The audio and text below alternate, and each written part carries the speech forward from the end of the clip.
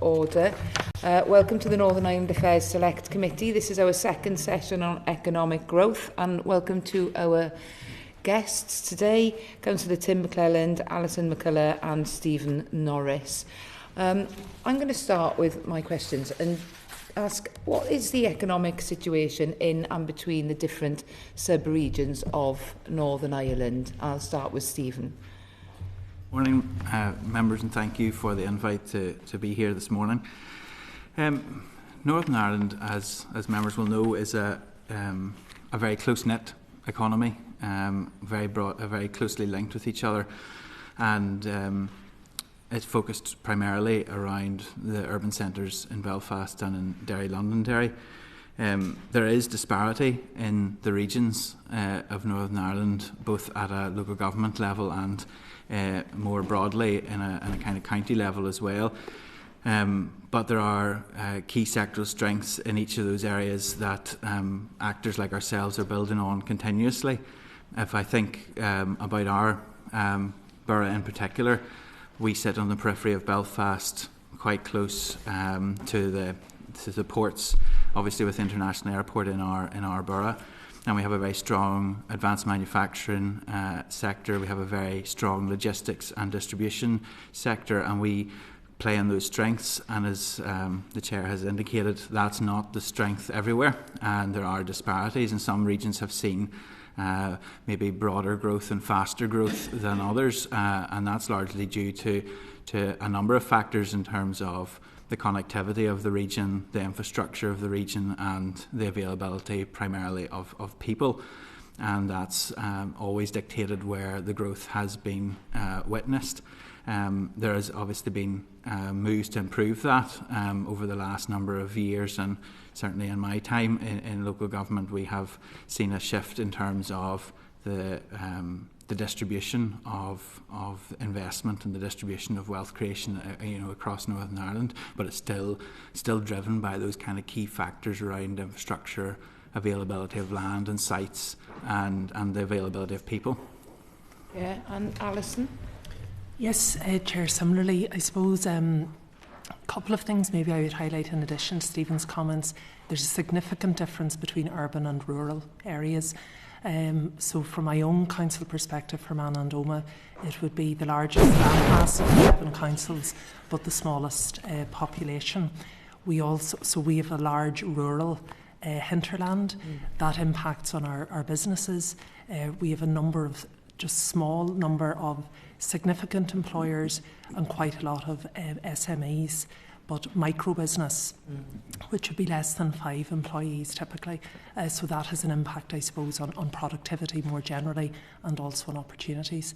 I think, and Stephen noted, the infrastructure deficiencies are probably well known to this committee, and certainly have had an adverse impact, I think, on balanced economic development across Northern Ireland. And while there are current efforts underway in Stormont for those to be addressed, I think they will take time. Tim? Yes, Chair, good morning. And similar to my two colleagues, and I suppose just what I would add would be that from sort of my council perspective, as Armagh, Banbridge, Craigavon, we have an excellent rates base in terms of manufacturing, and I'm thinking of sort of Almac, I'm thinking of Moy Park, I'm thinking of Thompson Aerospace, and sort of multi others, as well as in terms of our council, we were the first council, I think, in these islands that did an agri strategy, because agri is extremely important, both within Northern Ireland wider and also within ABC. So we have the divergence, we have the large manufacturing, and then we also have the SMEs and we have the agri-food.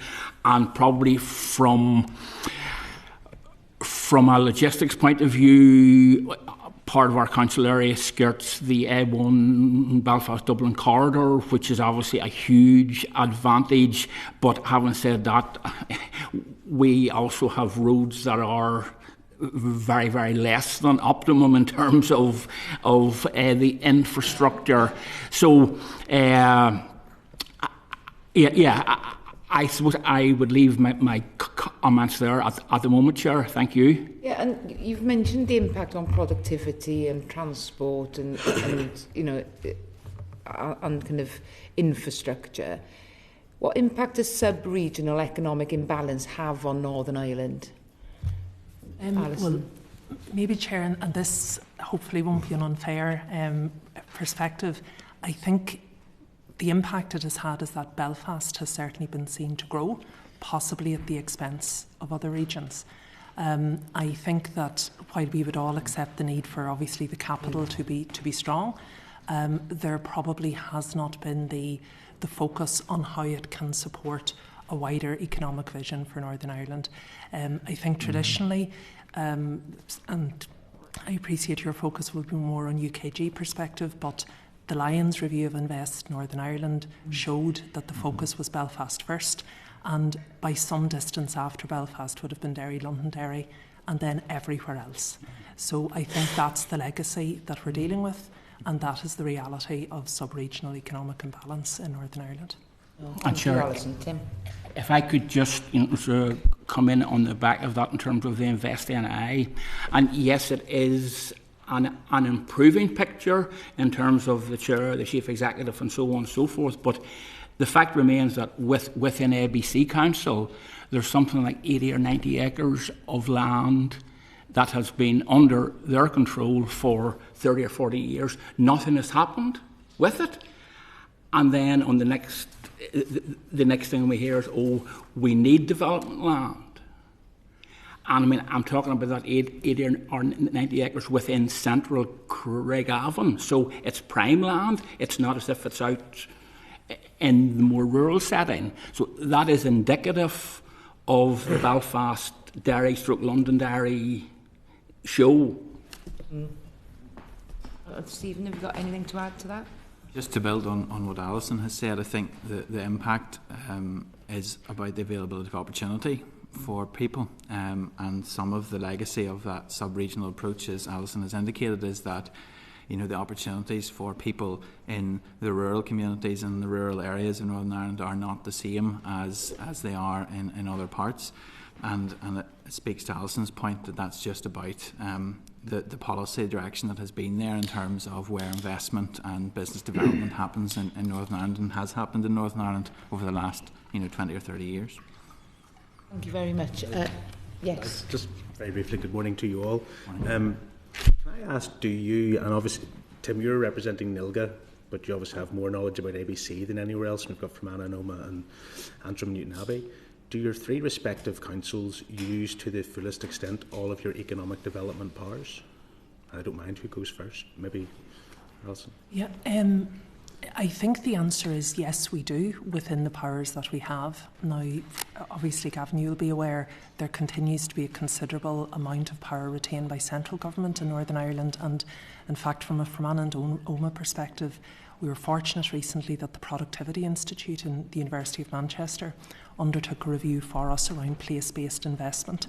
And one of the things that they recommended was actually a much more central role for local government in future economic development, not just for Fermanagh and Omagh, but more widely. We have had the scenario in recent times of the establishment now of local economic partnerships under the auspices of the Department for the Economy, which we welcome. But the view of local government certainly was that sufficient structures already existed through our labour market partnerships and indeed through community planning structures for those powers to be rolled out more effectively. I think where there is a little bit of a tension, and Tim has mentioned the issue around land availability, there possibly is a vires issue around the ability of local government to intervene specifically on matters that are currently viewed to be the responsibility of others. Again, the Lions Review certainly sought to, I think, establish a more enabling environment for local government to assist Invest NI around industrial land in particular, and I know that's something that a number of councils across Northern Ireland are pursuing. And I suppose just the final element on the powers that we're using, I think city and growth deals are probably a very good example of how councils can be enabled to do more, and we would hope and obviously with the support of the committee in due course, that's something that for the future as well. Thank you very much for that. I'm not sure if you have anything to add to that, or that's comprehensive enough for me. I suppose, Gavin, yes, the only thing I would sort of chime in on that is, right, we're obviously 10 years since RPA. In terms of the wider local government sector, we have built up the skill sets, and Sir Alison has sort of referenced the LMPs and the LEPs and so on. So it's not that the skills are not there, and I think we're now sort of looking to maybe enhance, we're looking maybe to move forward, because yes, the answer to your question from an ABC perspective is I do think that we are using most of the powers that we have. The only thing I'd add is that from an Antrim Newtownabbey perspective, I think we have a strong track record of pushing the boundary in terms of economic development, and if colleagues from Invest and I were in the room, they'd probably describe us as a thorn in their side, that we give them so much, keep them to task, take them to task so much. And I think some examples of that aspiration are our co-investment in things like the Advanced Manufacturing Innovation Centre, which is the council contributed £10 million to that, which is a sizable sum for a local government organisation in Northern Ireland to contribute to a capital project. But we see the benefit of that for Northern Ireland and our borough, and we think it was a very important asset for it to be. And also, I think, Gavin, you were at our investment event here just a number of weeks ago in London, where we're trying to put our best foot forward in terms of showcasing Antrim Newtownabbey and Northern Ireland to the broader investment community. So yes, we have the powers. We probably push them to the absolute boundary that we can in terms of maximising the impact for our area. Thank you. Thanks, Chair. I'm Georgie. Thank you, Chair, and good morning. Thank you for making the effort to come over here today. There's obviously lots that the Northern Executive and the UK Government can do in this space, and that's partly why we're doing the review and this piece of work. But just one specific question. Do you think the NI Executive and the UK Government policies in relation to growth and development should be focused on ensuring, one, the balance across the sub-regions, or two, on investing in regional strengths? Chief Executive, why don't you go first? Well, for Father Ted fans, I'm tempted to say it's an ecumenical matter, really, but I would have thought the primary focus should be on addressing regional imbalance, because I don't think we'll be able to fully unlock strengths, and in particular new sectors, until regional imbalance is addressed. I just Alison, in your previous question, you said that there were major infrastructure deficiencies. Now that's come back into my mind in relation to that answer. Can you just unpick what they look like for us? Yes, please? Certainly. So within the Fermanagh and Omagh district, so we have 200 metres of dual carriageway in the entirety of our district. The All-Island Regional Rail Review, which was conducted recently, recommended upgrading rail infrastructure. Sorry, there's currently no trains in our district and in other areas west of the Ban, other than around the north coast. So the All-Island Region Rail Review recommended that rail would be reinstated to 31 out of 32 counties. So Fermanagh is being excluded within the future plans for rail investment also. I know the current Minister has indicated her intention to review that at the soonest available opportunity. While we have benefited in recent years, largely as a result of the confidence and supply on full fibre connectivity, we still lag behind all other parts of Northern Ireland and the UK in terms of mobile connectivity, but also broadband infrastructure. I'm apologising for croaking as well. It's nothing to do with the ill-gotten gains in London last night, I can assure you. But I think the problem is that, particularly post-COVID, technology is an increasingly important part of where businesses choose to invest. And if that basic infrastructure is not there, investment decisions will happen elsewhere. Gents, thank you. Yes, Chair, thank you. I think I'm in the same column as the previous speaker, Alison, because I think on the basis that a rising tide lifts all boats, I think that right across the region needs to be put right first. If I understand the premise of your question, it needs to be put right first before concentrating on the strengths, important though they are. Yeah, not to sound political, but I probably would hedge my bets and say it's probably a bit of both. I think there is a need to tackle the sub-regional disparity in Northern Ireland. There's no doubt about that, and that in itself will facilitate greater investment and economic development across the whole region. But I do think there is a merit in trying to achieve that through a focus on core areas of specialism and the investment that has been made across the piece in terms of city and growth deals, and there are a number of them in Northern Ireland that are pursuing fairly significant capital projects, all of which have a sectoral specialism, whether that be creative industries or medtech or advanced manufacturing. So we're going to have world-leading centres of excellence in some of the key sectors that Northern Ireland is renowned for its expertise and experience in. And I think we have to find a way of building around those expertise and that experience, building the industry base around that, but in doing so, find a way to spread that wealth and to make it more equitable. I think Ms Hannah's going to come in, so I'll stop there. Yes, thank you very much. My colleague Sinead McClelland in the Assembly is bringing forward a regional imbalance bill, and she just got the green light from the Speaker before Christmas that will come through in this mandate. And obviously it's about a mindset shift as well as, I suppose, targets and monitoring. That's open for consultation, but are there specific things that you think would be useful in a bill like that to try to design in thinking around regional imbalance within Stormont? Alison, you might start for me there. Thanks. Okay, no, thanks, Claire. One of the criticisms I suppose we often both are subject to, but also target, is around silo working. Mm-hmm. I don't think there has probably been the full consideration at a Stormont level of how genuinely addressing economic inactivity can start to address properly, for example, health and wellbeing outcomes, anti-poverty initiatives and educational attainment. I think we tend to work in boxes as opposed to a more integrated approach. So certainly what I would hope the bill would allow for, if we're considering areas in their entirety or at a sub-regional level, let's look at all of the complementary strands which will actually make a difference around economic inactivity, and how we properly address regional imbalance as a result of that.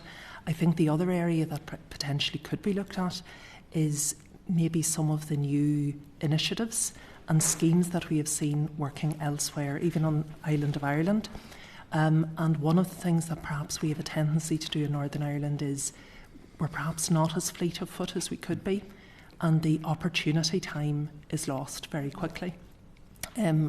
Colleagues who are much further on the journey in city and growth deals than we would be in Fermanagh and Omagh, I think would have expressed some frustration as just how long it took to get decisions taken and commitments made. But once those have been taken, I think everyone can see the real benefit. If we're serious over the next 5 to 10 years, we need to start taking decisions much more quickly. It's culture as much as strategy as well. Either Tim or Stephen have anything to add? Yes, Claire. I think I would perhaps just sort of chime in with one thing. And listen, I don't have any specifics as to what the particular bill may or may not include, but I think whatever is included, it needs to be well thought out. It just doesn't need to be put, something put in almost for the sake of it. It has to be practical. It has to work, and it has to. There almost has to be assurance that in 5 years' time it will. Yeah. That's what you'll get from Sinead. I can't promise what the Assembly will do to it. But I think that that's important. Yeah, I just agree with Alison. You know, I think the silo mentality of some of the executive departments, just in terms of they're doing good work in most instances in terms of some of those big challenges, and economic activity is definitely, you know, a very, very big challenge, particularly around the skills gap that we have and the ability to attract people into employment. And, you know, that's controlled to a large extent by DFC, and then you have DFE control and other element of it. And, you know, they're not working at odds with each other in any great way, but they are not as joined up as they could be. So anything, as Alison has mentioned, that breaks down some of those silos, but also I think really importantly includes local government as a key partner in that. You know, we roll out a lot of the activity that is funded through DFC, Department for Communities, and DFE, particularly now as we've introduced the local economic partnerships, and we have the colleges, the universities, and business sectors around that table. So you know, we have the mechanism to engage and to think through. We're obviously also the closest actor to the ground in terms of economic development in Northern Ireland, and our teams across our 3 councils will be out day and daily with businesses and hearing firsthand what they're saying. So we have a lot of very important evidence, very important detail that could feed into any of those processes. Thank you. Thank you very much, Chair. Okay, Simon Hall. Thank you. Good morning. I wanted to pose a few questions, if I may, on the city and growth deals. And I just wondered what your individual assessments were with regards to how effective city and growth deals have been supporting the growth of the Northern Ireland economy. Maybe Mr. Norris, you'd like to kick off. Thank you for the question. I think obviously Antrim and Newtownabbey are part of the Belfast Region City deal, which is the most advanced in terms of its delivery in Northern Ireland, and I think it has not only brought, it's probably had the ability to bring actors at senior level across central, local government, education together in a way that no other mechanism has been able to achieve, and across a broader geography than it often has. And the focus of the City Deal projects through that fund has largely been capital infrastructure projects, and we've seen a lot of that come out of the ground, particularly in our area, as I've said already, about the Advanced Manufacturing Innovation Centre, which is, we're hoping it'll open in the springtime of this year, which is absolutely game-changing for advanced manufacturing companies in Northern Ireland. But there are, you know, a plethora of other projects. So I think it has had the ability to, setting aside Alison's very valid point about the bureaucracy and the speed at which the delivery can take place. You know, we're sort of circa 10 years post BRCD's launch, and we're still at the build stages of, and sometimes, and actually in some of the projects still at concept stage. So there's definitely an agility bit that's not quite there, but certainly from as a catalyst for economic growth, it's also levered in private sector funding, which again is something that is often very, very difficult to achieve as complementary funding, you know, to the projects that are taking place across the region. So from my perspective, from an Antrim and Newtownabbey perspective, I think it has been a catalyst for growth. It needs more agility. It needs, I think, and as we reach that kind of 10-year, 11-year mark of it, what we're thinking about now is how we continue that legacy, and what you know, the next project or the next city deal looks like for us, because it will be how we activate those sites, how we lever the capital builds that we have produced over the last 10 years. Yes, Chair. I suppose from an ABC perspective, it certainly has been a good example of how councils can lead, because obviously ABC is involved with the Mid-South-West deal, and I suppose one of the 2 or 3 major projects that we're trying to bring home is the Agri Innovation Hub. And I suppose my comment on, if you maybe forgive me, Chair, for being maybe slightly realistic on this, I believe it would be a wrong result just to build a big shiny building and have a nice opening ceremony and so on, but yet not have the planning done for what's going to be in it in plus 5 years, plus 10 years, and so on. And I suppose that speaks a little bit to the issue that, yes, it's capital. The growth deals are very much focused on capital, but really, where is the training? Where is the upskilling? Where is the people development? And that's perhaps somewhere or a point that the growth deals maybe just don't tick all of the boxes.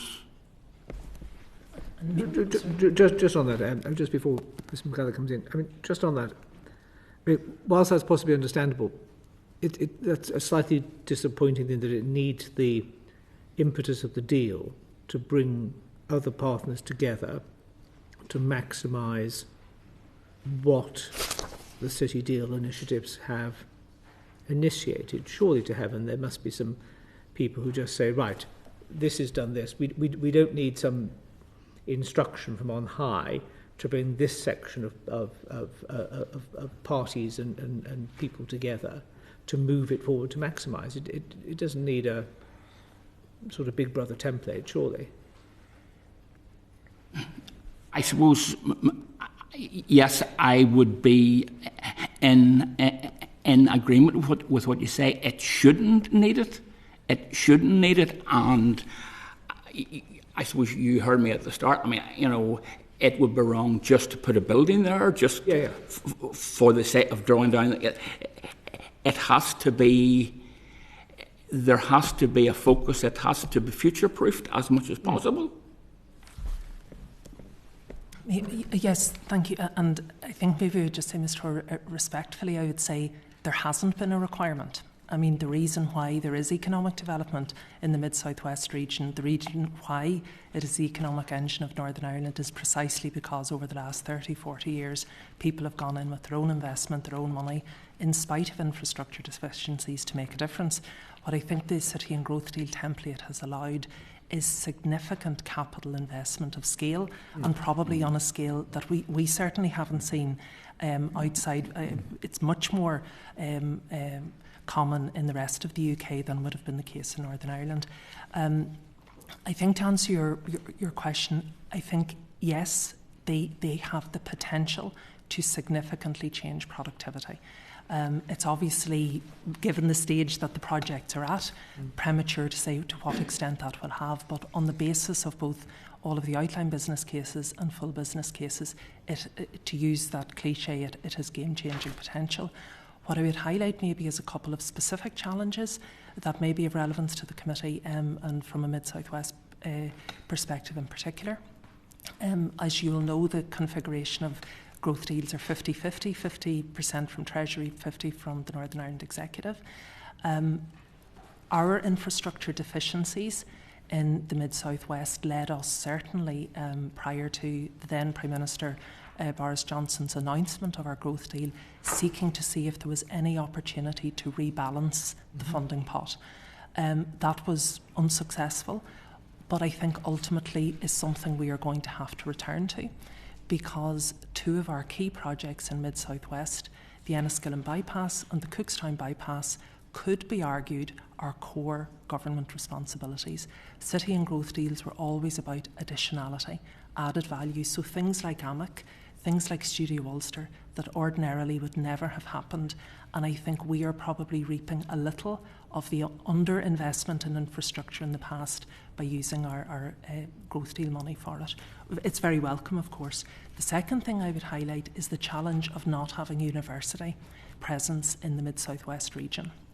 And that is a particular challenge on us securing the digital and innovation 50% of the deal.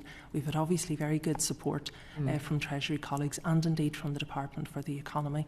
But the reality is, in Belfast region and in Derry London Derry deal and in the Causeway deal, university partners are leading digital innovation projects. That is not happening across Mid-South West, and I think it is something we need to consider pragmatically as to how that the risk to the deal and also how alternate solutions can actually be unlocked. You mentioned there the joint funding between Westminster and the Executive. Could we explore briefly the effectiveness of how that is working, the joint working between the government and the Executive, and is Westminster complementing and bolstering, I suppose, if you will, the Executive sub-regional development plan? Councillor, would you? I suppose I'll maybe lead off on that, sure. Yeah, and I'll probably cite as an example the fact that the Department for Business and Trade now has an office in Belfast, and I suppose the question, and I don't know the answer to it, is but how closely do they work with Invest NI and with local partners in Northern Ireland? And I guess it's back to what colleagues have said earlier. So much of this is silo mentality, and sadly, when there's a silo mentality, the people on the ground, the businesses on the ground, almost always lose out. So it would be a huge missed opportunity if the Department for Business and Trade weren't working hand in glove with the local agencies. Mm-hmm. I think just from our own practical experience, there are good governance structures in place around city and growth deals.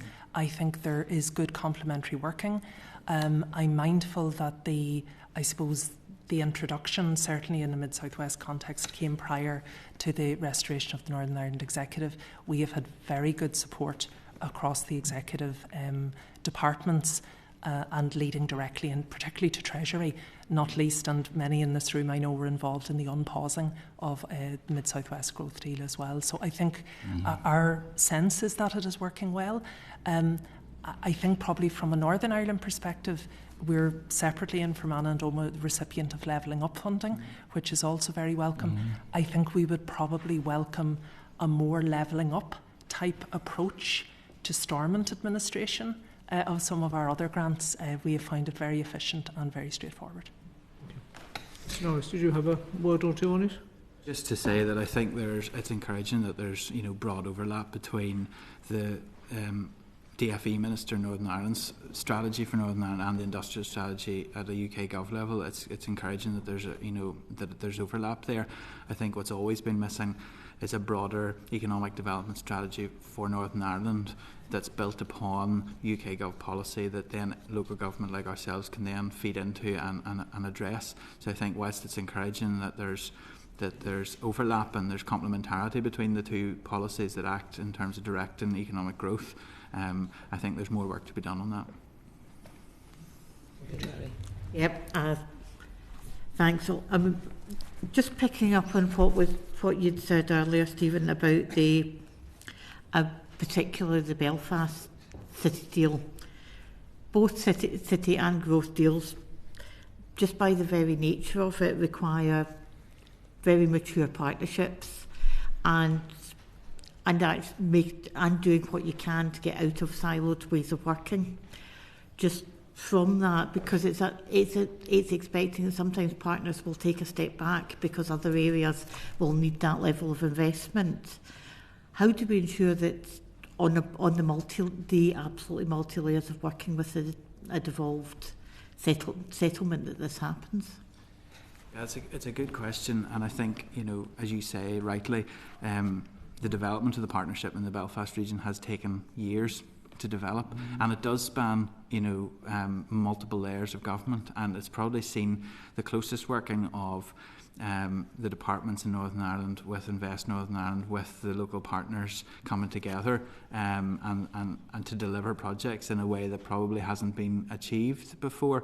And as Alison mentioned, the governance structures that have been put in place around that mean that it's a very solid, robust structure for delivering projects. In our area in particular, you have a project that is led by Queen's University, part funded by the Council and the City Deal, on Invest Northern Ireland land, supported by DFE policy. So it actually has brought together a whole range of those partners to deliver that project. I think that the embedding of those relationships has then proliferated other benefits. In terms of policy outside of the city and growth deal region, the partnerships still meet very regularly in terms of other projects and other opportunities for drawing down additional funding as well. So it has embedded a mechanism of co-working particularly between the 6 council areas and the other partners that maybe didn't exist before, that has certainly strengthened our joint proposition around development and investment. I know that your area is not quite so far developed in that. I suppose the only thing I would add, I think while we may not have had the formality of relationships that obviously growth deals would, city and growth deals require, we have a very long established track record of working particularly with the private sector, but also with other key government departments. I think probably around the maturity of relationships. Obviously, Tim had mentioned earlier, we're just over 10 years into local government reform. I think probably what City and Growth Deals has shown, even on the back of the 10 years of community planning, for example, councils are accustomed to facilitating, to managing effective cross-party, cross-working relationships. I think the big difference on City and Growth Deal has been the scale of the prize. And I think that the more confidence that's probably established through those structures, hopefully the more similar initiatives in the future could develop. The only other brief comment I would maybe add is that, and again from a Fermanagh and Omagh perspective, we obviously have a very large, lengthy border with the Republic of Ireland. So it is very normal for us to have formal established cross-border partnerships as well. And indeed we have done that traditionally through the peace programmes, through previous rural development programmes, to facilitate cooperation on a cross-border level also. Anything you want to add, Tim? Yes, it was just in terms of the sort of ABC perspective, obviously, you know, in terms of the governance around the Mid-South West deal, as Sir Alison has said, you know, certainly the structures are all very, very well in place. There is good working amongst partners and so on, and whilst we might not just be as far down the road in terms of getting projects on the ground as maybe Belfast, but you know, certainly there's good foundations. Relationship building takes time, and to do that, you need to do that before you get the rest of it done. Yeah. Okay, Chris Blow. Thank you, Chair. Thank you, everyone. Alison, at the start, you sort of mentioned infrastructure pretty early on into question 1, and my question's on infrastructure. So throughout my time on the committee, we've talked about the deficiency that Northern Ireland suffers from, and how that's often a choke point for economic growth moving forward. And I guess, and this is a question to all 3 members of the committee, if you could prioritise what infrastructure should be updated as quickly as possible, what would that be? And could you just give us a broad assessment of where infrastructure is in Northern Ireland, in your opinion, at the moment? Okay, well, maybe just to say on the broader piece, we probably all as councils, but certainly I know from Mid-South West, we did submit to the Porter review that had been undertaken. So I think that showed a fairly bleak assessment of infrastructure more generally across Northern Ireland, a reliance, as we've mentioned, on road infrastructure, and that in itself is not necessarily problematic if the roads themselves are to the required standard, but we know they are not. So in terms of the wish list or the priorities, certainly around road infrastructure, it would be the A5, which is a key connectivity route on the island of Ireland, is bedevilled by legal complexities, and that's currently where that particular project is at. But also the Enniskillen bypass. Enniskillen, as some of you may be aware, is Ireland's only island town, so there is literally one way in and out. A bypass is critical to ensure both tourism flow of traffic but also movement of goods around. Cookstown bypass is also critical, and indeed work has been done on the East bypass for Armagh as well. So that might not sound very green around our credentials, but I think there just has to be a pragmatism. It is likely to be road investment first before the rail investment of scale can actually take over.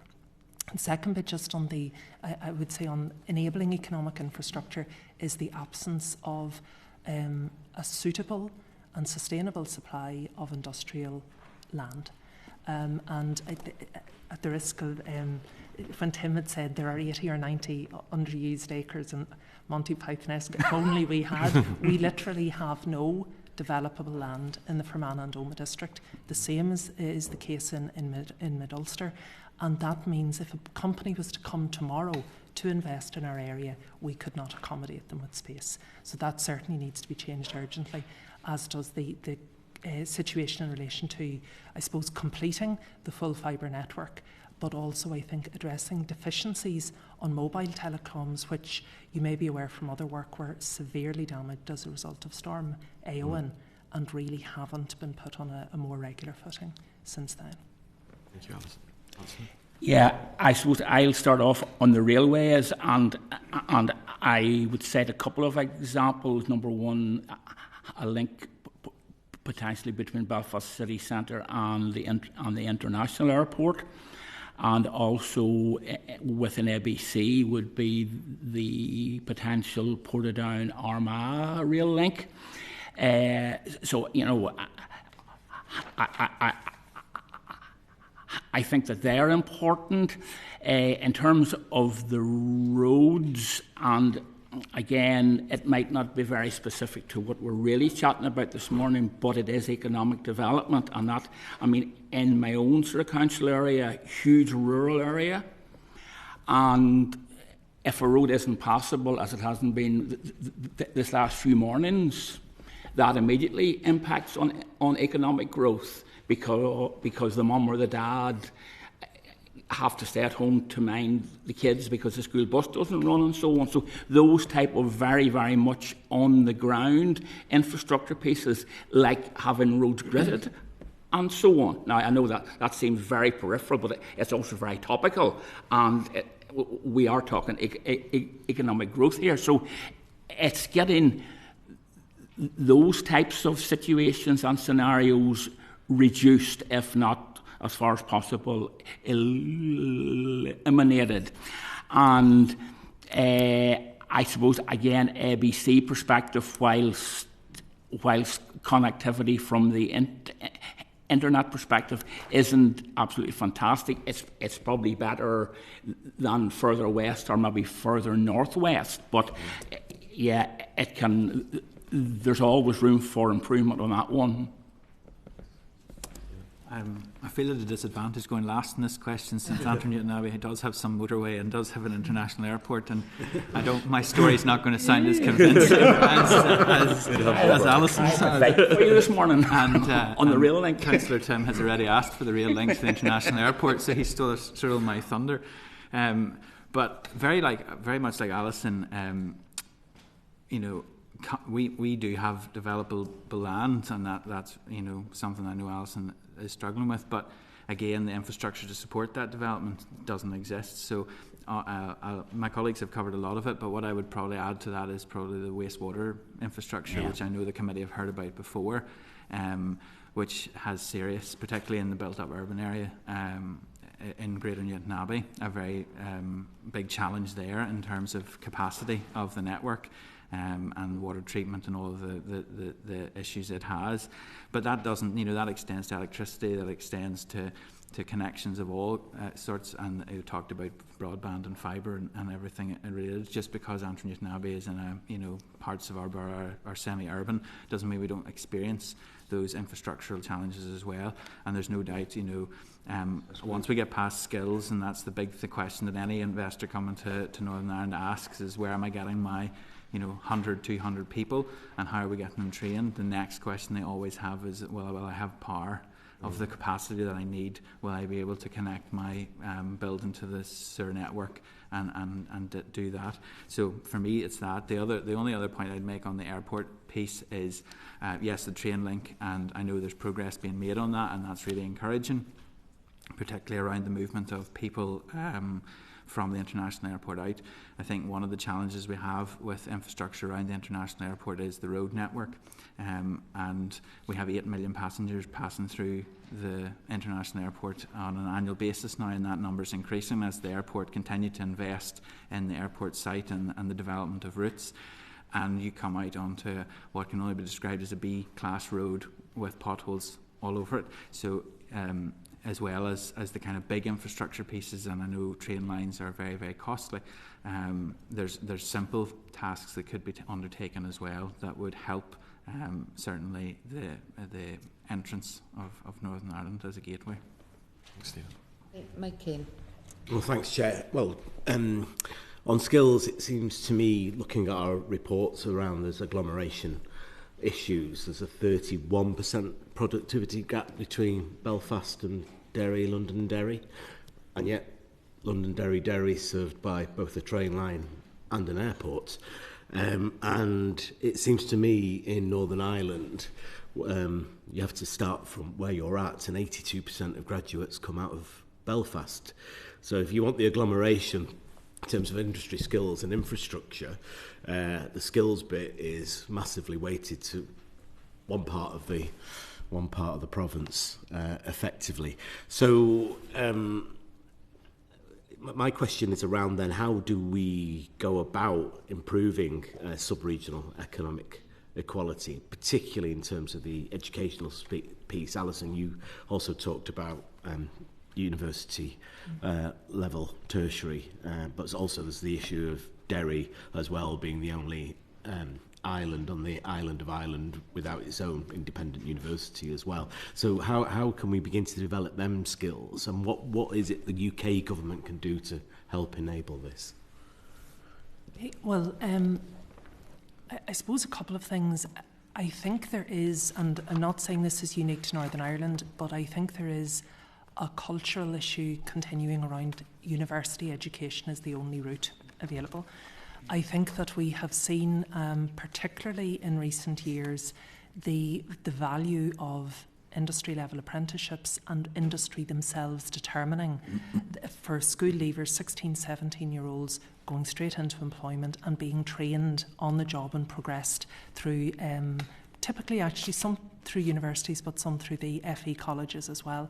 And I think that's something we need maybe to address more at second level in Northern Ireland, to show there are other pathways available.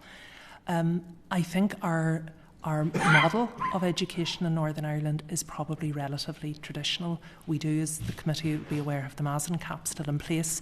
I think that is, and our funding model is maybe making it more challenging as well in terms of additional places becoming available for students generally, but certainly for Northern Ireland students. We do have a brain drain.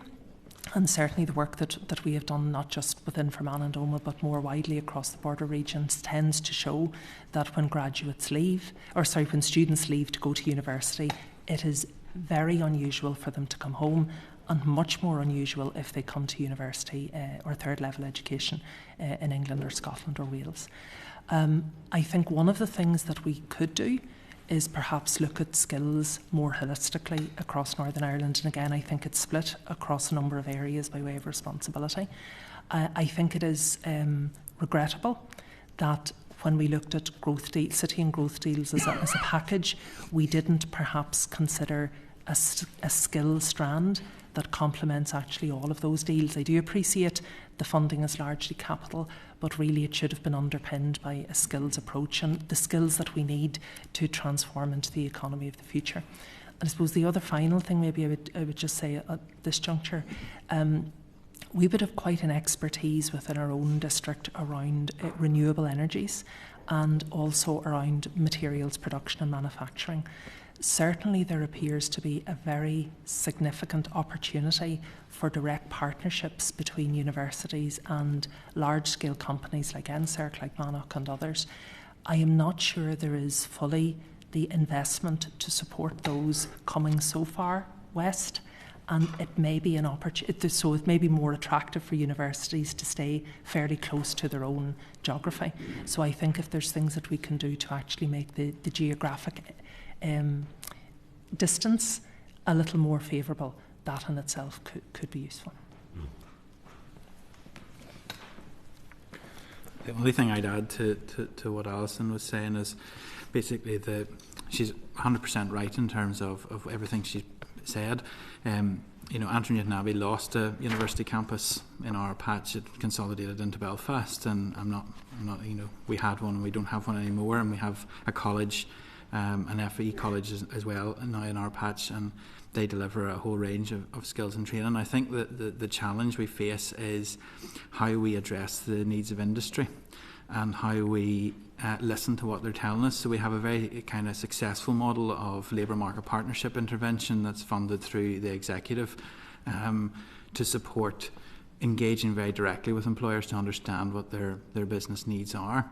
And I think that, as Alison has indicated, the funding model, particularly in the FE sector, is geared very much towards volume, and volume in particular course areas, not necessarily those areas that industry is demanding. And so what you end up having to do is either retrain or reskill people who are coming out of FE College into the positions that are available, because industry demand is different to what is being supplied, and there's a big kind of difficulty there in terms of skill supply versus skill demand in Northern Ireland.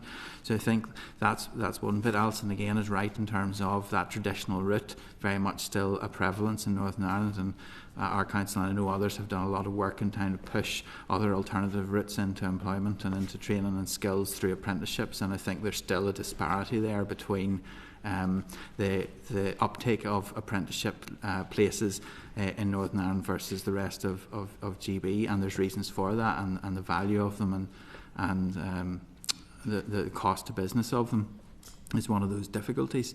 So I think there's a piece we need to do in terms of examining how we better understand industry need and then build our skills agenda around that. And we have really good reports in relation to the skills barometer that's undertaken to indicate what the demand is and what level the demand is at, because that's the other element of it. There's a mismatch in terms of the level of the qualification. We have too many coming out at level 2, level 3, level 2 and level 3 when we need level 3 and level 4 and sometimes level 5.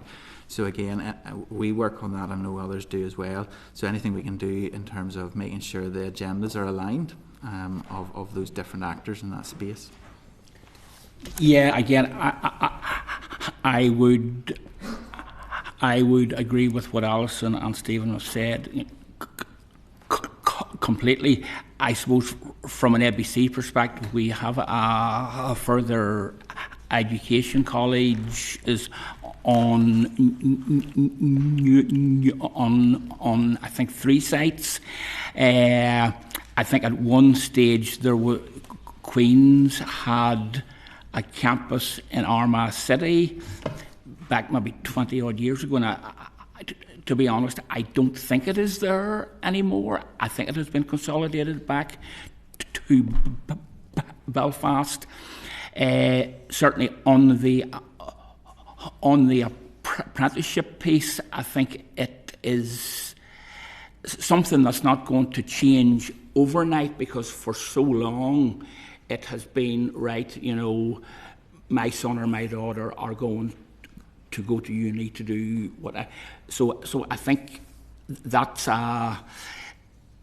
something that won't be changed overnight, but I think there are signs of improvement. There are signs that more of our young people are going down the route of apprenticeship, because number one, it gives them independence. They can earn money obviously while they are going through, and so on. So that's good, and certainly on a very personal level in terms of the brain drain.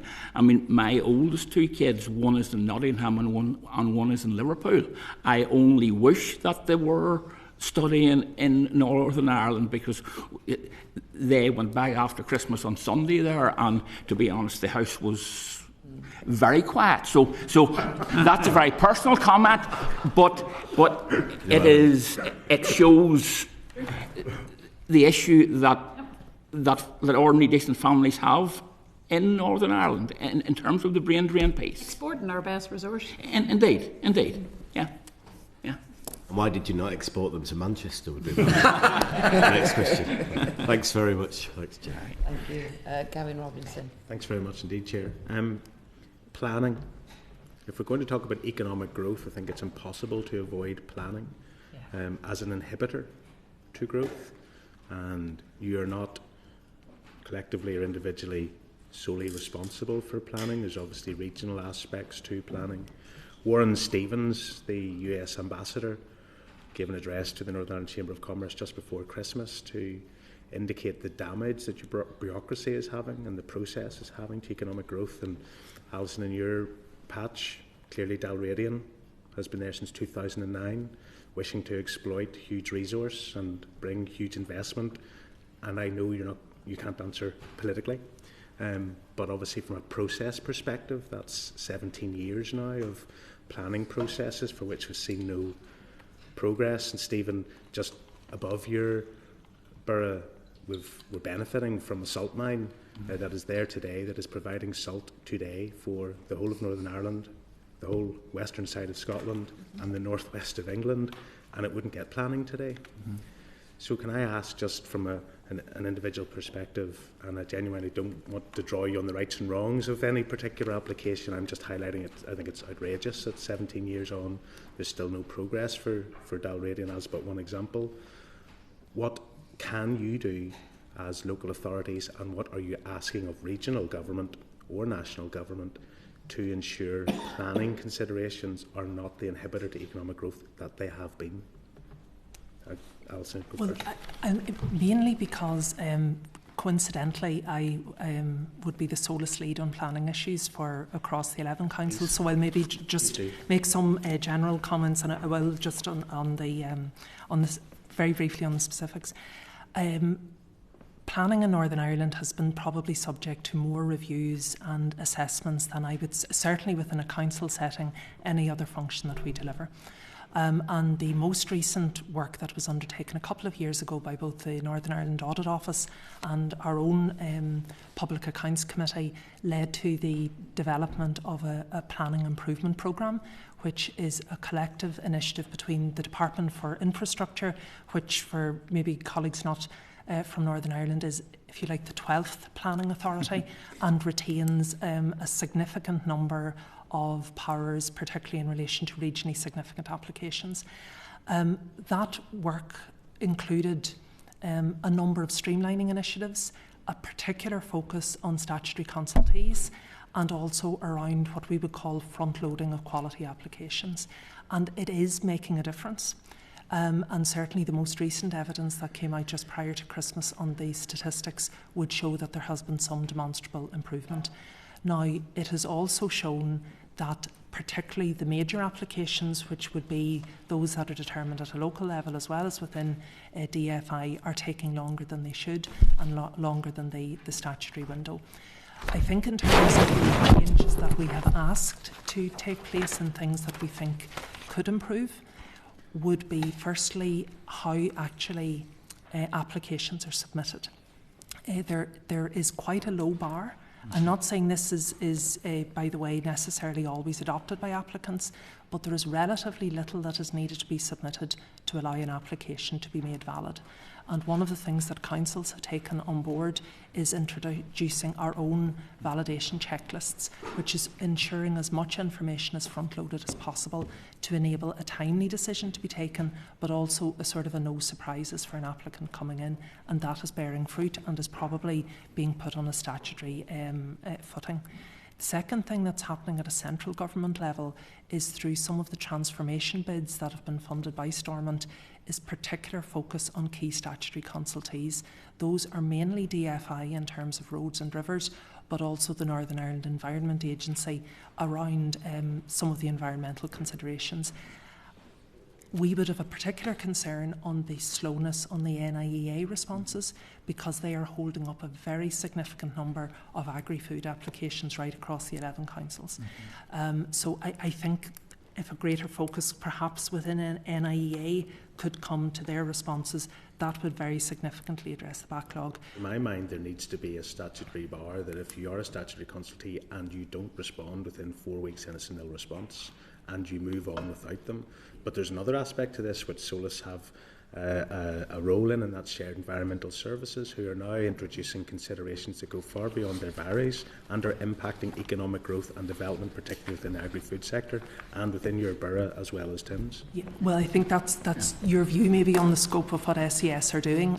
Wouldn't necessarily be shared more widely, but I think the piece I would say on the NIEA and on the deemed no response, councils have done that and do it, and in fact quite frequently in Fermanagh and Omagh we do deem a no response. The difficulty is there can be legal vulnerabilities, particularly on environmental matters. It requires legal change, but I think that legal change needs to occur. I don't want to I mean, I could go to each of you. I've got a series of questions here that colleagues want me to ask, and I'm sort of abusing their patience in asking these questions, though I do think planning is a huge inhibitor to economic growth. May I just say very briefly on Dalradian, and I know you don't want to go into details. I think it is important that I say for the record from Fermanagh and Omagh perspective, we have registered our objections in relation to the application. However, we have also said this is at a public inquiry stage. A decision needs to be taken, obviously as a matter of urgency, to provide clarity for all views in relation to the project. I think that is fair, and I'm just making the point that 17 years on, it's a total disgrace that a decision hasn't been made thus far. And yes, there are competing interests and aspirations, get that, and I don't think it's fair to draw you on that over and above the corporate position of your council. But I do want to ask you then about NSERC. I visited NSERC. I think people in this committee would be amazed if they visited NSERC, because you drive in, you see nothing, and there's this enormous facility that is making 1 billion glass bottles per year. It's staggering. It's fascinating. It's a wonderful visit. But they're being clobbered by this new levy on the carbon aspects of what is a recyclable product, a glass product. And the Prime Minister has visited NSERC's facility in Liverpool. But from you've got a borough perspective. You're at the farthest edge of the southwest of the United Kingdom. You have this huge employer manufacturing glass that most people will not have heard of, that has huge scale and economic benefit for you. But there is a cost consequence both on energy and on this new levy, on the extended responsibility scheme. So how much traction do you get as Council Chief Executive on behalf of that business with regional government, and how much do you think there needs to be an awareness of the impact of national government policy, and you can use this committee as a forum to do it, national government policy having a hugely negative impact on your business within your constituency that is a huge economic driver for you, provider of services for the entire United Kingdom, and provides rates and employment in an area where there are few other large employers just like NSERC? Yes, and firstly I would share your comments around the both the quality of the operation and the sheer scale, and for those who have not been, it is literally in the most remote part of remote County Fermanagh, right on the border. And in fact, prior to Christmas, the utility regulator for Northern Ireland, their board was meeting, and they happened to meet in Enniskillen, and I had the opportunity together with one of the lead officers from NSERC to meet with them. And the point that we made specifically was on the other clobbering that you referenced, which was the energy differential, and how the significant difference in terms of an operation in Cheshire, which is the other NSERC plant, and the operation in Derrylin in Fermanagh, which is almost, and I'm not now using language in any scaremongering way, but it is almost uneconomical to operate where we are, or where NSERC is. In terms of the leverage question, certainly my understanding is that the relevant Northern Ireland government ministers have also visited the Derrylin site and are extremely supportive, but are not in a position, or at least so far have not been in a position to enable UKG to mandate for the change that will be required around energy policy to make a difference, a significant difference for NSERC. What we are doing is, again, actually through city and growth deals, is looking at the potential around maybe some initiatives that would help around decarbonisation, which in turn would reduce some of the energy demand, but that's obviously a long-term intervention and measure. On the extended producer responsibility scheme, it is something that is causing them particular concern. They are remodelling some of their business effort as a result of it. Certainly, as I understand it, and again across from the Solus perspective, the 11 councils, we're not detecting a sense of change within UKG around that, nor has there really been any meaningful transition to allow for companies to prepare perhaps in the way that they would have liked. And the final piece, maybe, or two other elements I would maybe highlight for NSERC in particular. We haven't, I know it's not really a focus for us today, but the apprenticeship levy is also something that's relevant, because again they are paying out for something that Northern Ireland businesses do not benefit from. And there doesn't appear to be a willingness, if we're looking more widely at regional, sub-regional or economic growth or imbalance, of how we actually address policy levers at a UKG level which may be having an unintended consequence in more remote areas of Northern Ireland, certainly. And the final point maybe that I would highlight is the proximity to the Irish border. So grant levels of intervention are totally different in terms of north and south. The Derry Lynn plant is clearly within UK, clearly within County Fermanagh. How long it can continue to be innovative without direct changed interventions from here, from UKG, I genuinely don't know.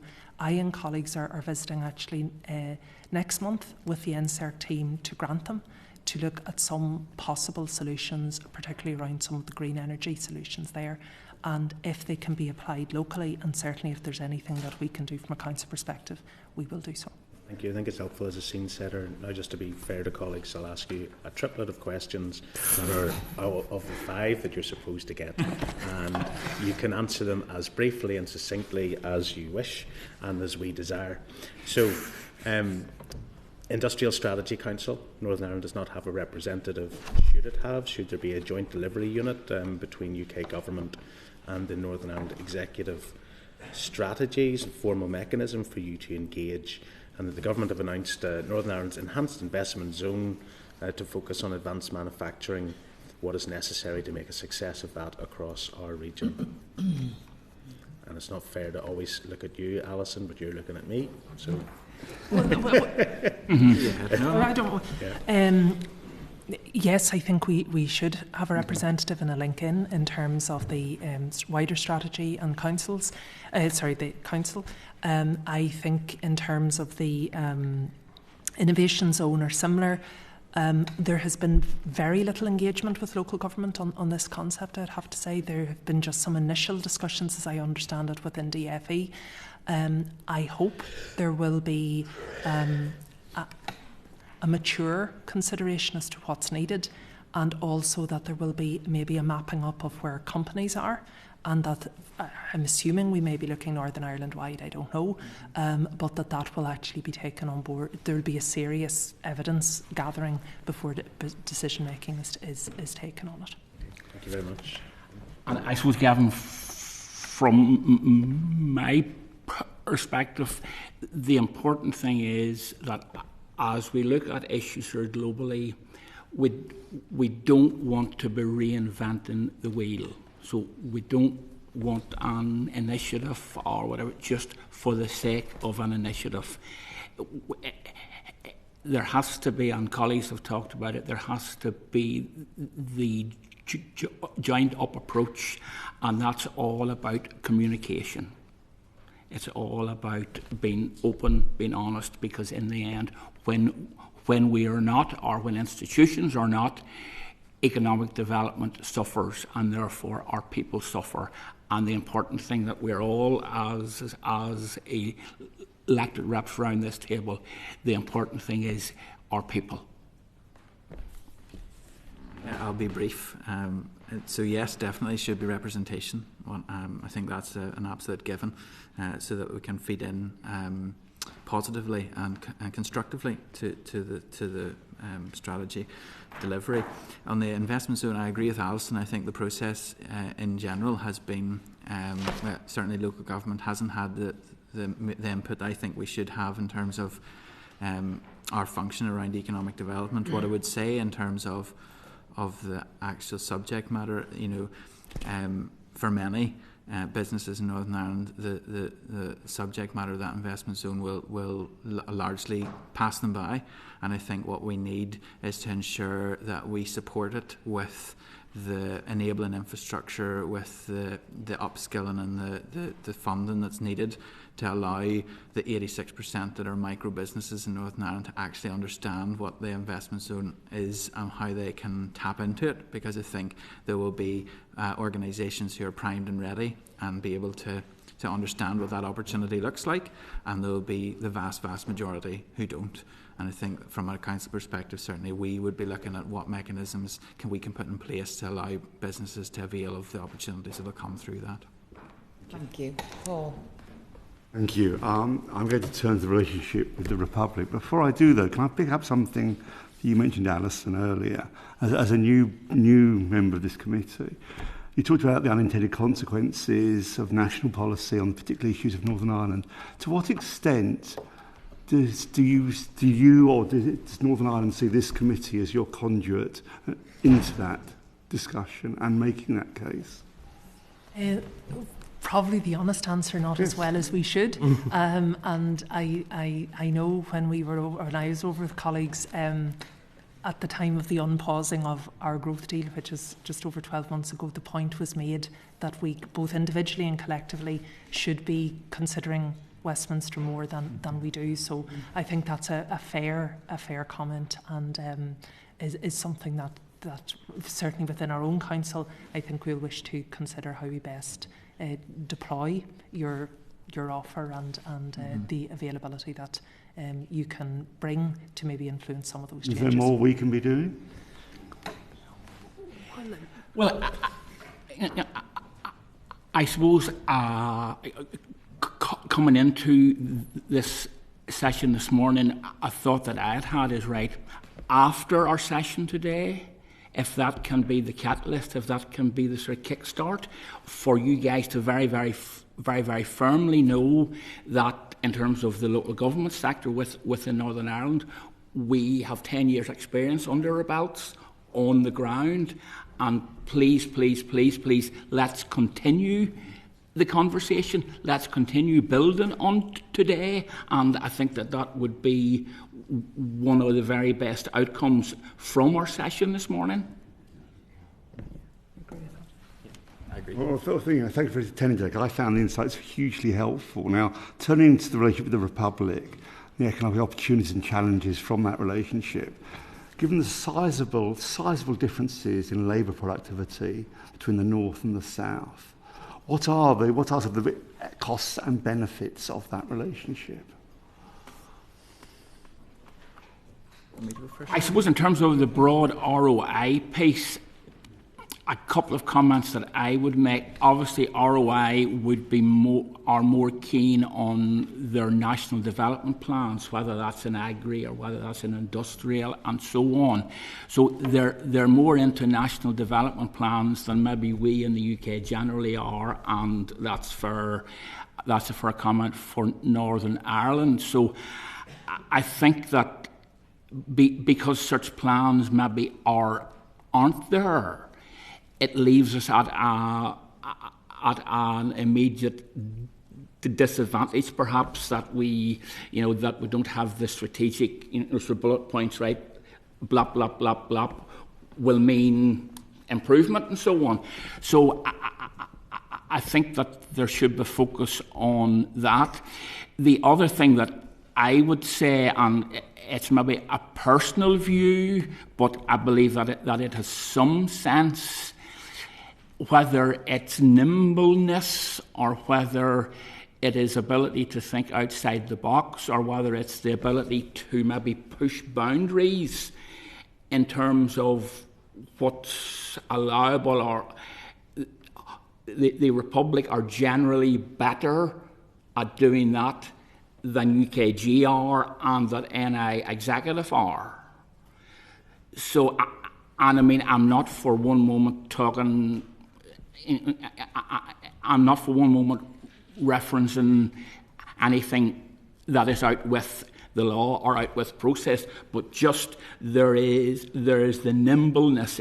It's to think outside of the box. ROI does that better than UKG does. I think there are clear structural differences between economy in the north and the economy in the south, and there are levers that we have at our at our fingertips that we could use to enhance that relationship, and also to make it more equitable between the two jurisdictions. But having said that, I think the growth of the economy in the south and the speed at which it has grown has presented, opportunities for companies looking to expand. I think what comes with that then is all the challenges we've already referenced in terms of how we facilitate some of that development, particularly in Antrim, Newtownabbey. Again, putting my hat on, probably the logistical distribution hub for Northern Ireland. Anybody who moves goods about is probably based in our borough, and largely they do that because of the ability to move goods between GB and Northern Ireland, and then from Northern Ireland into the EU through Ireland. And there are definite anecdotal benefits to the style of that relationship. I think what we need to probably do is look at how we can take some of the positive impact that the economy is having in ROI and draw some of that up, particularly in areas where they're at capacity or the growth is so significant that there are opportunities for growth beyond the borders of Ireland, and then how we facilitate that and how we can have a competitive advantage, because in so many ways we're at a disadvantage where it matters in terms of taxation, in terms of benefits through R&D and things like that. But we still retain a very competitive edge in terms of wages and wage growth. We still retain a very competitive edge in terms of our expertise and the skills and the universities and the R&D facilities that we have. We still have the land availability, conscious of what Gavin has said, planning, whilst it's challenging in Northern Ireland, is equally challenging in the south. So I think, certainly when we've been talking to investors more recently, and they're considering a facility on the western frontiers of Europe, whether it be in Northern Ireland or in the Republic, it's a competitive process. There's multiple sites involved. You're trying to put your best case forward, and it often comes down to the relationship that you can build, the speed at which you can meet the expectations of the client. And certainly that's some of the benefits we've seen in terms of how we try to do things in Northern Ireland, particularly in Antrim, Newtownabbey, about trying to facilitate that development. So for me, I think the relationship's very strong. I think there are very obvious positive impacts of that cross-border relationship. It's how we continue to build those and strengthen them. And that nimbleness you were talking about, or lack of, that must inhibit taking some of these opportunities. Yeah, I suppose it does to an extent. I think not to build on what Alison has said, Antrim and Newtownabbey take a slightly different approach in terms of our planning function. We've taken it as a service to a client as opposed to a statutory process that they have to go through, even though that's what it is. And we often encourage very, very early engagement with them, so that we quite often are the number one authority in Northern Ireland, and quite often overperform in terms of our target of 30 weeks for major development. So we've taken a different approach, kind of in Antrim Newtownabbey, around how we see planning and how it sits alongside economic development. So we have that package. We're very confident in that package in terms of the support we can give anybody coming to look at Northern Ireland as a location for. Don't get me wrong, there are statutory partners that need to support that as well, but we take a slightly different view on it from that perspective. But there's no doubt there are all the other challenges that we've already referenced in the session that make our competing pace slightly more difficult. And the Dublin-Belfast Economic Corridor, which is a success, is it more of a success for the south than the north, or is it being leveraged enough by the north? As to whether it's been leveraged enough, I'm not sure, but I would certainly suggest that it is a success, because I'm even thinking of towns along it, as in Sir Lisburn, Dromore, Banbridge, Newry, and so on.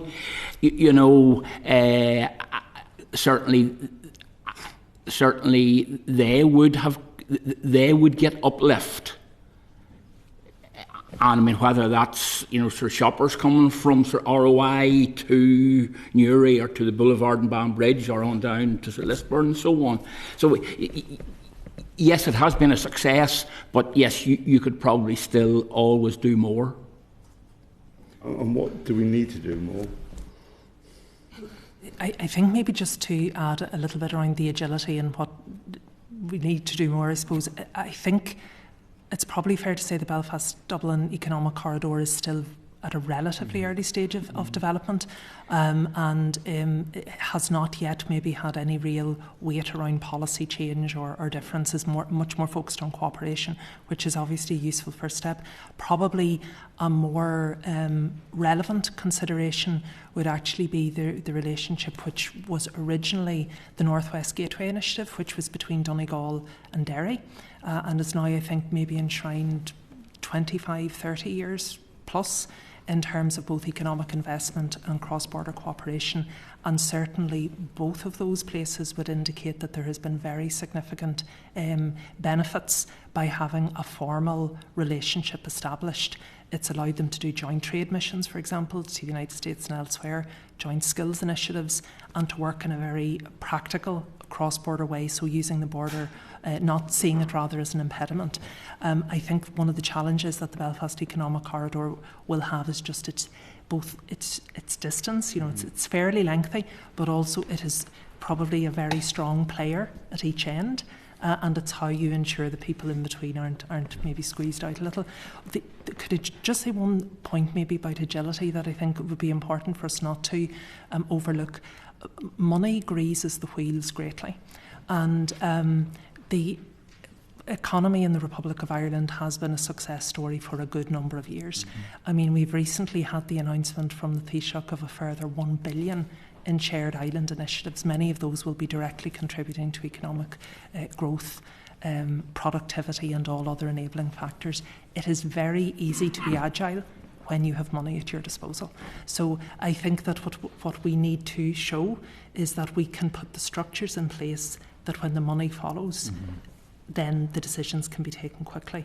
The other practical issue maybe that I would just highlight in terms of both the proximity, but maybe one of the challenges in the context of the Republic of Ireland is we are across all sectors losing people. So people, be they medics, be they lawyers, accountants, engineers, planners, building control surveyors, people are now routinely choosing to work in the Republic of Ireland as opposed to in Northern Ireland because mainly for financial reasons, and that is including really all across the 11 council areas now. Traditionally would have been something that we would have experienced maybe in very border communities, but now it's happening in Belfast and elsewhere as well, and I think that is a risk. Because as soon as we move away from practical cross-border cooperation into almost a threatening partner in inverted commas, I think that can become a concern as to how economic development can be delivered in the future. Chair, at the risk of a very brief supplementary comment, I would have to reference the fact that East Border region is 50 years old this year, and essentially it takes in 3 councils, Republic of Ireland, 3 councils, Northern Ireland, right the way along the Belfast-Dublin economic corridor. And certainly it has been a driver similar, I suspect, to what was referenced by Alison in terms of the northwest of the island. And I think that groups and organisations such as those, they have to have their place. It has to be recognised, the positive work that they do on a daily basis in terms of cross-border cooperation. Thanks for indulging, Chair, on that one. Okay. For inclusion, we just reference ICBAN as well, that's all. Thank you, Chair. It's been great to hear this discussion today, and so much of it is positive. And I want the message to go out that Northern Ireland is open for business. And I'm really delighted that there's been such encouragement from everybody today, and I think that tells its own story. I think in terms of the Republic of Ireland, it's right up against us. And one of the things that I've really worked and lobbied on the last number of months ahead of the budget was hospitality. And you have a situation, particularly in Fermanagh and Omagh, us less so in Armagh, Banbridge, Craigavon, but there is a huge issue there in terms of you can see really good, viable businesses in hospitality going to the wall because that ecosystem isn't around them. How do you feel that we can best address that challenge in terms of, we've spoken there about the surplus, there's tax receipts announced yesterday for the Republic, another surplus again. How do you think we best approach that in terms of levering those options that we have to work better with the South? Just maybe specifically on the hospitality side, I think there is perhaps not always a fair consideration of its contribution to the economy. I think it's seen nearly as discretionary spend as opposed to a key economic enabler, and I think that's regrettable. I don't think probably enough of it has been done at a Northern Ireland level around mapping what the actual disparities mean now. And when money is tightening more generally, and also the supply chain, because labour supply is becoming extremely difficult for all in the hospitality industry, particularly in border communities, I suppose not least because of Brexit. Those are changes that those companies are taking on every day.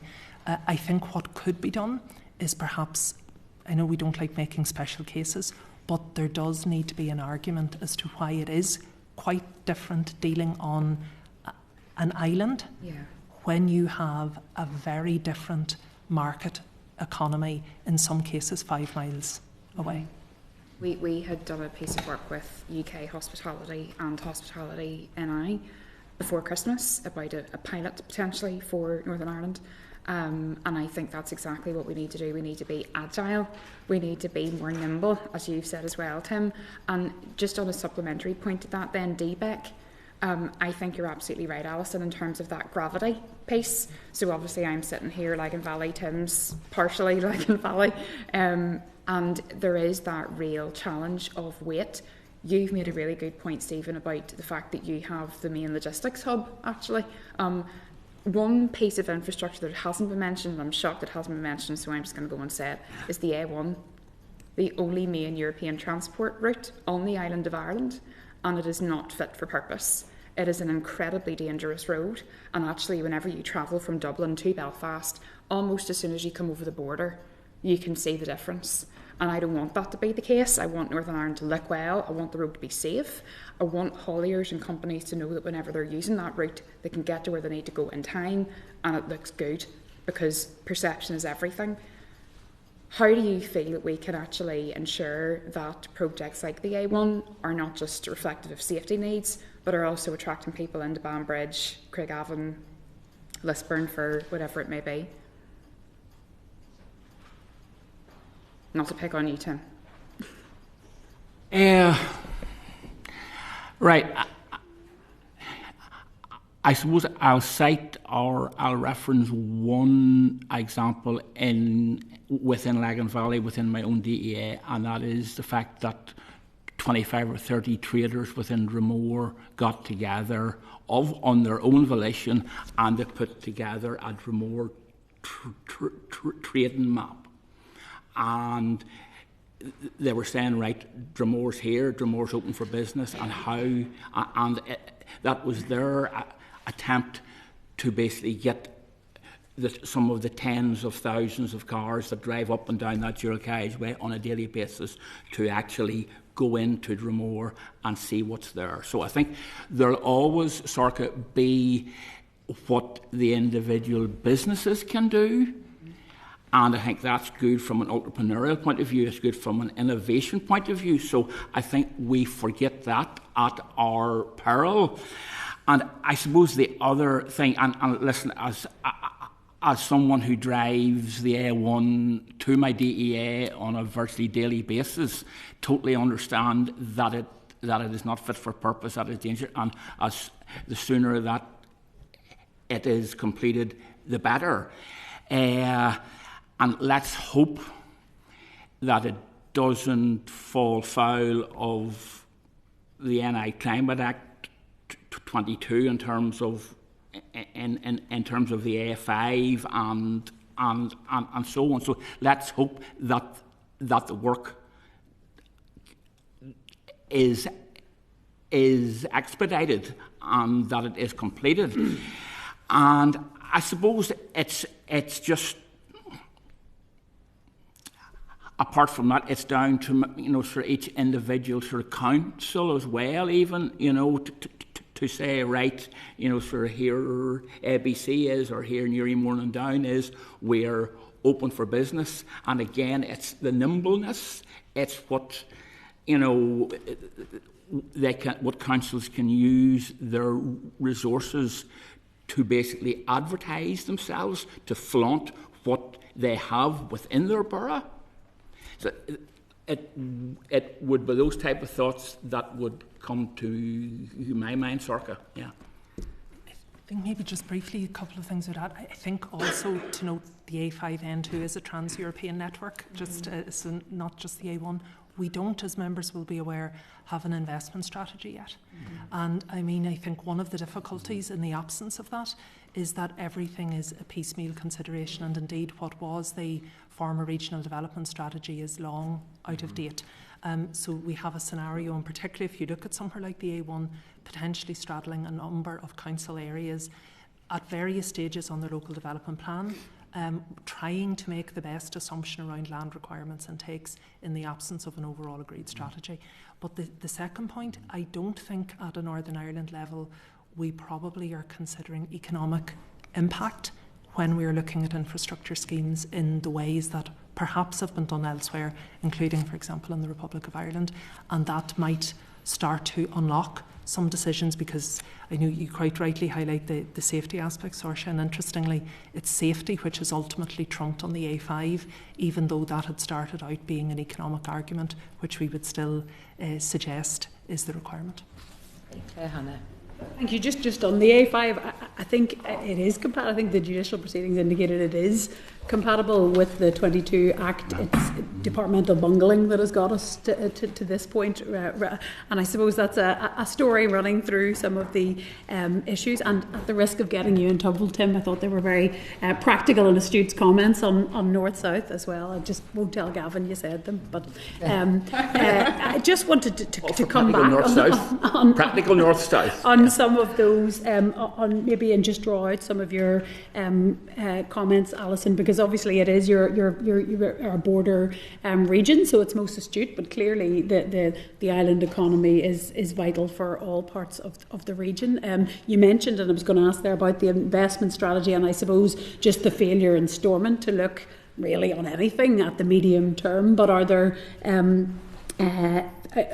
notwithstanding the absence of an investment strategy, are we leaning into the opportunities that the island economy provides? Do you think, for example, the investment agencies are sufficiently tooled up to take advantage of dual market access, etc.? Are there actions that you think Stormont and then also the UK government can do to reduce some of those barriers to trade? And then also, I presume you will have a lot of effectively frontier workers. You'll have a lot of people in your district who are working in the Republic, as you say, for economic reasons, because the pay and conditions are better, but also because that's just where their business takes them. And I know there are real barriers. Are there wins we can make there to make that more seamless for people to maybe live in Fermanagh and contribute in Fermanagh, but also to live an economic life the rest of the island?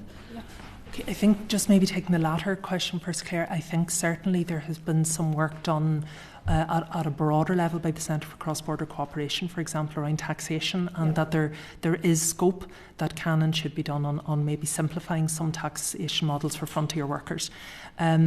We currently actually, from a council perspective, are progressing some work now on the direct impact to us as a council, but also where the hinterland of influence might be. The one area of work that has been done, and I think quite effectively across the border corridor, has been around really rural hubs, which would have been established largely as a result of COVID, but it has actually meant people can work nearer to their home, irrespective of which side of the border they live on.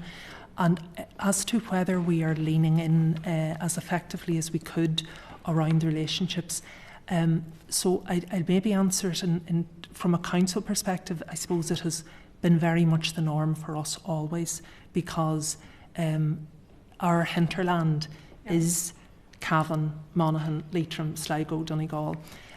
We have established relationships. I think the shared island funding has encouraged maybe much greater collaboration on a cross-border level for other councils, but also between, for example, Invest Northern Ireland and Enterprise Ireland. Intertrade Ireland would obviously have worked in this space for a long time, but I think Invest are certainly have been working more recently in it. Tourism Northern Ireland, and we had just prior to Christmas the announcement from the Economy Minister that the Ireland Hidden Heartland tourism brand will be extended to County Fermanagh, which has been very much welcomed by hospitality and indeed all of our providers. So again, it's the practical steps that can actually make a difference. Where I think we could probably do more is around the metrics we're using. So we tend to use different, the metrics. We tend to use different data sets from the different agencies as to what is actually beneficial. We tend to use different times of the year for monitoring, and we're often 12 or 18 months out. So that is actually hard to demonstrate meaningful progress if you're not starting from the same baseline. Back to your point about agility, really, I think obviously businesses want to trade in North, South, East and West as well, and Gavin referenced the challenges that NSERC, a really positive facility, are facing. Are there more that the UK government can be doing as well? And notwithstanding some of the Brexit frictions, do you have any feedback on the East-West trade aspect? And I'll throw both questions to Tim and to Stephen as well, please. I suppose the overall principle, Claire, in terms of sort of trade, would be that the least and the less friction is always best.